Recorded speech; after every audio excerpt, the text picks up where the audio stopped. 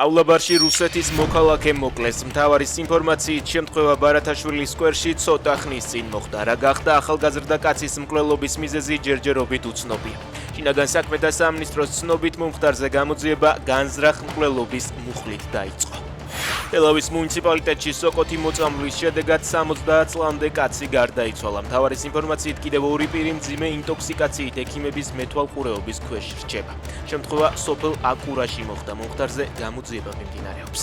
ბაღდადში მთის ფერდობიდან მიწის მასა ჩამოიშალა. ინფო იმერეთს ადგილობრივი უყვება, რომ მთა კვირიკაძეების სასაფლაოს თავზეა. მათივე ინფორმაციით მიწის მასასთან ერთად ჩამოდის წყალიც. გუშინ მოსულმა უხმან ალეკმა იმერეთის რამდენიმე მუნიციპალიტეტში პრობლემები შექმნა, მათ შორის სერიოზულად დაზიანდა ბაღდათის სოფლები. გაიპარა სახლები, გზები და სახნავს ათასი მიწები. ბოლო მონაცემებით ბუნებრივი აირი არ მიეწოდება 1300, ხოლო ელექტროენერგია 700 აბონენტს.